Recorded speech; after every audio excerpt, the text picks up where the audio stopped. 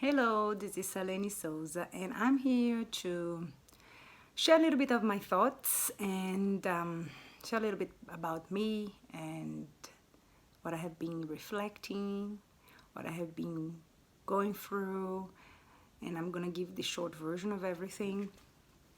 And here in Brazil, this is the month that we call the mental health awareness. And interestingly enough, it has been the month I felt, or I have been feeling. I mean, now I'm more out of it, but I have felt like December to January was like a roller coaster of emotions, triggers, um, experiences, self-awareness, self-conscious, noticing triggers, noticing treasures as well in my inner world. And now I felt like January has been hangover, emotional hangover. Why hangover? Because I have all the symptoms of hangover. Nausea, of so many crap going on around the world, but especially in Brazil where I am at the moment. Tiredness of so much push and pull and hope, fake news, and family dynamic, friends and people in general being denial of what's going on, and others being rigid, like I'm one of the rigid ones. So I'm talking about people, but as we know, people are like mirrors. So I know what all I'm looking, the way I'm seeing everything outside has to do with what's going on inside of me. Anyway, hangover. What else do we have in hangover? Pain in my whole body. I have pain in my back, pain in my neck, my head, difficulty to sleep, lack of energy, difficulties to focus and follow through routine that I have planned, overthinking, numbness, everything you can imagine hangover I have been going through. And I'm talking about emotional hangover. What I noticed, what I have been noticing is that it has been so much going on, and I'm so thankful and glad I have created a way that I'm using everything that's happening around me as a way to learn about myself, ways to discover my inner resources, develop others, being, sometimes learning how to just be with my feeling, it just feels like, and as I said, I'm glad I have this relationship with my emotions and my inner world. I'm able to connect with my inner world. I'm able to look at inside. I'm able to recognize what's mine and what's not mine, even though sometimes I act out or act in. And I have been thinking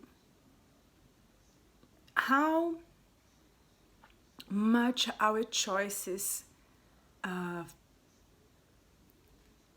much we always have the outcome of our choices. So for the last 4 years, almost 5 years, I have decided that I will look at inside of me and how I react, and if there is other ways that I can deal with my issues, my physical issues, my mental issues, my emotional issues, my difficulties, my challenges, and dig deeper. And I have been doing this for all these years, and because of that, I feel capable of dealing with the stress that's around me. I feel capable of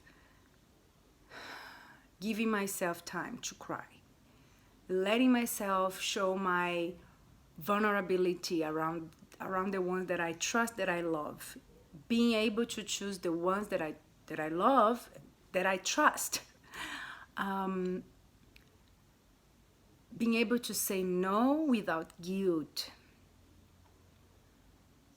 being able to show my anger, which is a big one for me, being able to let people go, and some of these people closing the doors of my life or my emotions or my emotional field or my energy field. And I was thinking, I have the knowledge, I have the language, I have the skills to hold this space for myself, to ask for help.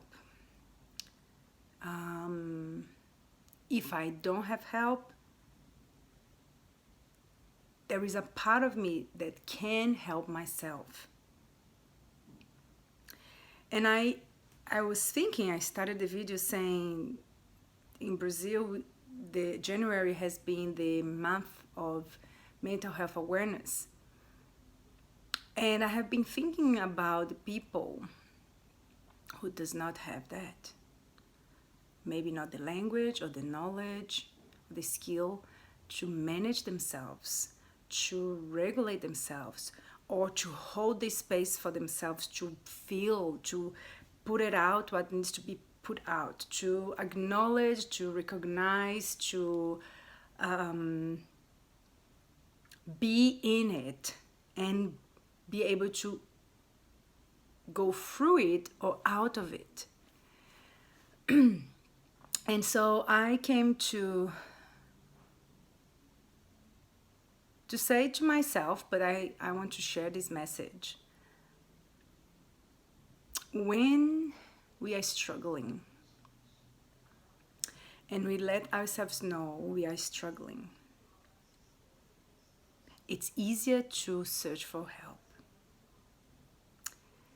When we decide to commit to our healing journey, and healing has no end, in my opinion, even after death, there is no end. If you are committed to, if you don't like the word healing, if you're committed to self-discovery, committed to learn about life, or about yourself, or about the planet, or like, if you are not open that we are in a journey that has no end, but there is evolution and there is better ways to deal and to evolve and to stay with ourselves. I think that's the thing. If we are curious, if we can keep the curiosity, and if we can, I'm sorry, I'm talking about, I don't need to say sorry, but like, I'm talking about from my heart right now, so sometimes I need to find the words. If we can, I think the word commitment is the strong word that's coming from me right now, because everything asks us for an effort. When people say, let's live effortless, it's a lie, in my opinion. Honestly, you can live lighter. You can find calmer ways to deal with things, but there is always an effort. When you give up is when there is not an effort. Because when you give up, you are actually letting things to take charge of your life and take you in directions that you don't like. And when I say effort, I'm not saying hard work. I have to do hard work, because that's not the way around either. I have done that a lot, and I still, tend to go to that road of hard working. But it's to create a initiation of something. Is to be able to to take the first step. It's like standing up from a chair. You have to make an effort to put your weight on your legs. If you're going to do the first step, you have to make an effort to make the movement for the next step. So for everything in life, you're going to make an effort. And sometimes I see myself and other people make an effort to maintain themselves in pain, in more struggle, in difficult times, in stuckness, in inner prisons. Like my thoughts believe can be limited, my feelings can contract my whole body, and I don't feel exit, or I don't feel another option. So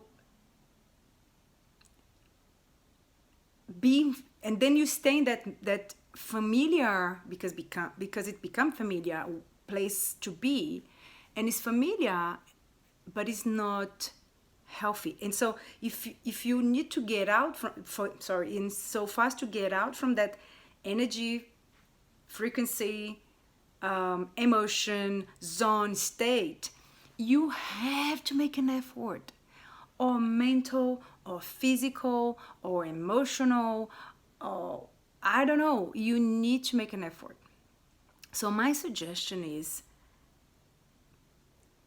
this is what I have been noticing for myself. When, let's say like this, let's pay attention, how are we doing? For example, are we reacting, or are we responding to things?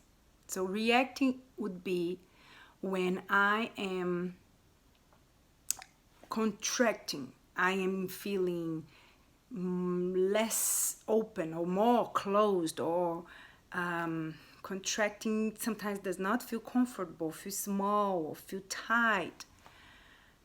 Am I into that tension? And when I'm in that tension, or when tension starts to come to my body, do I act out, or do I act in? Which means, am I angry, or running away, or fighting, or with others? Am I angry and trying to run away from inside? Am I getting numb? Am I getting disconnected? Am I getting depleted? This is acting out, acting in, and when we are contracting, we tend to underreact or overreact. So that's one way, and I'm giving, this is the language I use. One of the language that I use to bring myself, I'm very mental, and so this helps me to, where am I? The second thing is that I said, am I responding? Responding is, do I feel expanding? Do I feel flow? Do I feel present and connected? Do I see things and I can observe things? Do I feel things and I can observe things? Do I feel things and I observe things? Or am I in it as I am it? I am my feeling, I am my thoughts, I am my action. Or am I observing my thoughts, my feelings, and my actions? And so, because we are still, together in this storm, or with this COVID, this virus, we are still being triggered and pushed and pulled and pushed and pulled. And so, how about to look at all these triggers as gifts, even when they feel uncomfortable, or even when they feel comfortable? Let's look them as gifts. And I'm talking about not only when you are getting triggered, but when someone around you is getting triggered. How can we look at people around us getting triggered, overreacting, underreacting, or maybe some of them are showing you how to be in themselves, in flow? Am I paying attention about this? Am I trying to get the gifts from this other, of people being triggered as well? And I'm saying this because I have caught myself getting numb. I have caught myself getting a little bit detached from, some painful situations around me or around the world. And once I said I prefer to be sensitive and feel everything I need to feel, then become a zombie. Because when I feel what I need to feel, when I'm able to not appreciate, I don't need to appreciate, but am I able to accept I'm triggered and I'm not feeling good and it's okay, and I remember it's an energy that's gonna pass if I allow it to pass. And when I cannot let it, if I cannot see it and I cannot allow it to pass by myself, I am able to see myself and be able to see I need help, I need support, I need to write, I need to dance, I need to share with someone, I need to pay for a professional to help me more. So, this message is to say mental health, it's a combination of many layers or levels of being with us, learning to come back home, learning to accept ourselves. And yes, I agree that we need to come back to us and try to do the work, but I cannot believe when people say to me, you can heal yourself by yourself. That's not true. We are still pack animals, as my friend Robbie says. We still pack animals. We still need each other. Our brain needs each other's brain to heal, to have relationship, to grow. Of course, through relationships. As Danielle Siegel says, our brain is shaped by our relationships. Our energy, impacting people's energy, our tone of voice, our eye connection, our behavior is influencing other people, and people are influencing us. And if we do not become aware who we want to be, and how we want to be, we are going to create more of the discomfort in our lives. And why we are going to create more discomfort in our lives? Because we are not taking the opportunity to know who we are and how much we need to serve. Mental health is about, yes, our physical. It's about our emotions. It's about our psychological level. It's about our culture. It's about where we come from in our families. It's about transgenerationality. I don't know if there is this word, but what happens to me right now has been who I am as well, how I feel, how I think. I have been influenced by my great-grandparents, grandparents, and parents. And so I have been influenced by the culture I have been exposed to. I have been influenced by my childhood, how I grew up, the environment I was, and the environment I am. I have been influenced by the way how I see people relating to each other. I have been impacted by and influenced by how people think around me, what we carry unconsciously and unconsciously. And my gift is to learn from all this. And I have been reading a book from Mark Wolin. Oh, I don't remember now. I'm gonna write. And in his book, he says it didn't something like this. It didn't start with you. Your trauma, your difficulties didn't start with you. But my friend and coach Yvonne I'm sure you have heard that phrase in another place, but I heard from her. But it can stop with you. It didn't start with you, but it can stop with you. I believe we are going through a big moment of changing how to be a human being. How is it to be a human being? That's our request. How do you want your children to grow? How do you want your society to be? Is the way how we live, the way how we were living was okay? Yes, I miss a lot of the other things I could do and I could be and I could feel before. But there are things that I don't miss. There are things that I'm so glad it's not anymore a possibility to happen at this moment. But we are changing so much in the way how we see each other and how we see ourselves and how we relate to each other. How many of my inner issues has been really in my face? So many. And how many of my resource has been delivered to me and I was able to use most of them.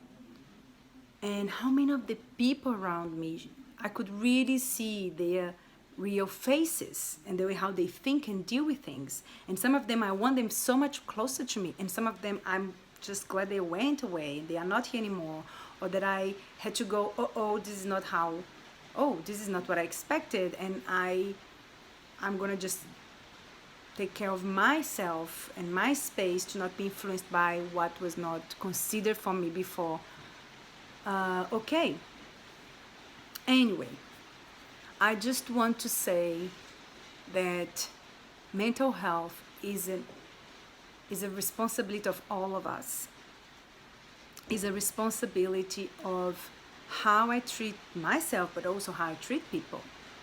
It's a responsibility of how I want to get to know other people and how I want to get to know myself. It's my responsibility to serve. It's my responsibility. And when I say serve, in the way how you feel good and comfortable and, when you are washing the dishes in your house, you're serving. How are you serving? Are you angry when you're washing the dishes? Are you happy when you're washing the dishes? Are you okay? Are you present? An obligation? Yes, this is what I'm talking about. How am I serving? Am I taking my responsibility? Am I blaming? Do I still keep blaming others? One of the things that I am really become every day more and more conscious about is taking care of myself, not to be influenced with the wrongness around me, because when I see the wrong and when I see the people in pain because of neglect or abuse, I get very angry. I still have difficulties to forgive.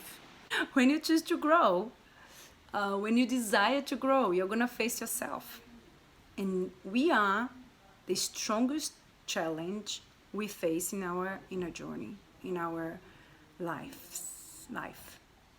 Anyway, I want to say January 2021 is already done and gone. We are now in February, and I am committed to keep taking care of myself and serve the ones who wants to have my support. So I'm gonna be opening time for people who want to have supervision, professionals who wants to have supervision and have the support that they need, because we mental health professionals we need to take care of ourselves. We are dealing with so much and we tend to serve more others than ourselves. So if you feel like you'd like to have my support with supervision, or even healing process, therapeutic process, if you want to go inside with my support, I'm gonna be offering some options. I'm going to be offering workshops related to self-regulation, and it's going to be for parents as well. It's going to be for mental health professionals and health professionals. And if you want to know more how you can get more information about my work, you have salenesouza.com. It's not complete, my website, but you already have some information there. And if you want to be more up to date with me, it's on my Instagram at saleneosouza. What else do I need to say? I just need to say all this is gonna pass. And how do I want to be when this all passes? How do I want to look back and say how Salene was in that time? What did Salene do? How did Salene take care of herself? Did she care about people? How she served? So let's do this together. Let's help each other, and let's let ourselves be helped. So more coming. I wanted to do a live, but it's raining, the lights going on and off here. I decided to record a video and upload that video. Funny enough, I started in English. I thought I would do in Portuguese. Anyway, said many things. I hope this somehow can, inspire someone, or bring some, or trigger someone, or bring some light, or bring some thing to think about, or maybe just make someone feel not alone.